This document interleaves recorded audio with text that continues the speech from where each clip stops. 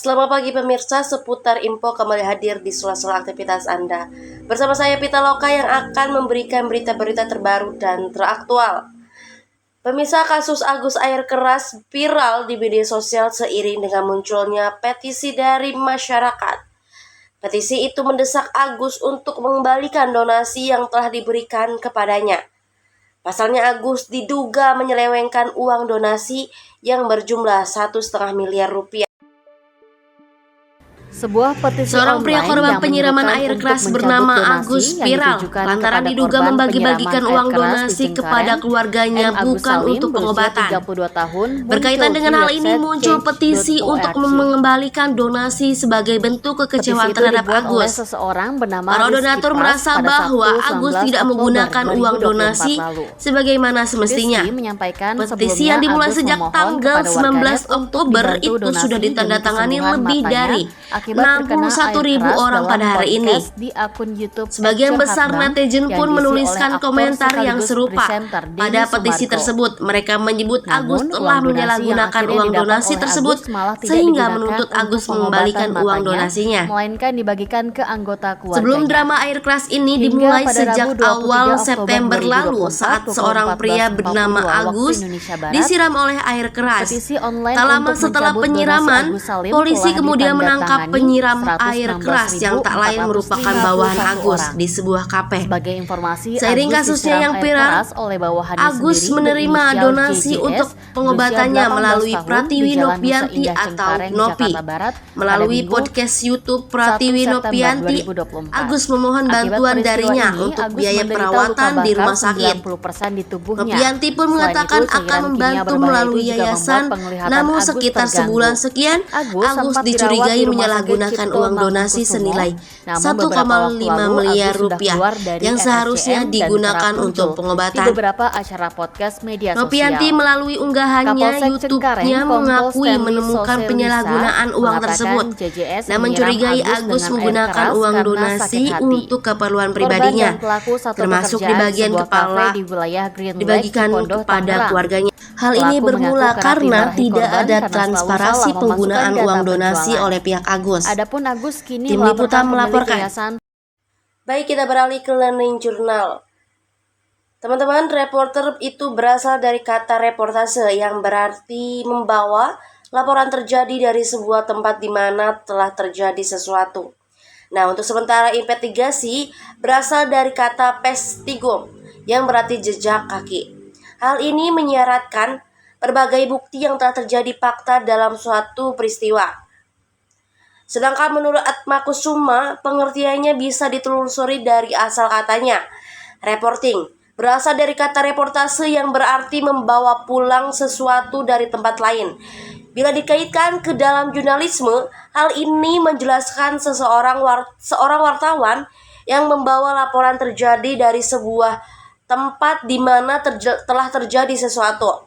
Nah, untuk laporan investigasi memang merupakan sebuah pekerjaan peliputan yang mencari, menemukan, dan menyampaikan fakta-fakta tentang adanya pelanggaran, kesalahan yang dilakukan oleh pihak-pihak tertentu yang merugikan kepentingan umum. Nah, jurnalisme investigasi juga memiliki sejarah yang panjang. Nah, pertama sejarah investigasi berawal berdirinya negara Amerika. Pada tahun 1690, Benjamin Harris menginvestigasikan berbagai kejadian di masyarakat dan melaporkannya dalam public occurrence, both break and domestic.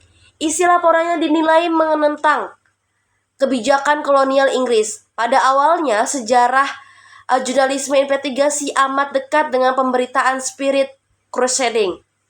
Pada masa selanjutnya, spirit crusading itu mendapatkan bentuk yang lebih formal.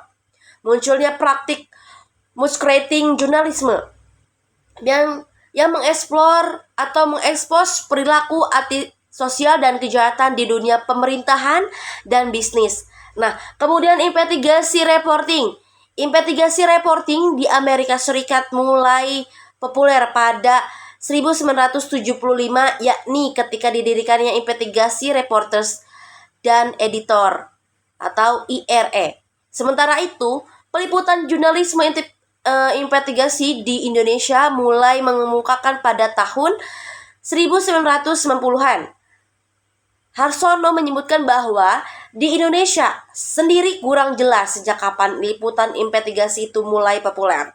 Nah, namun setidaknya ada beberapa majalah yang mengeksplor atau mengeksplisit pada tahun 1990-an menggunakan kata investigasi dalam liputan mereka.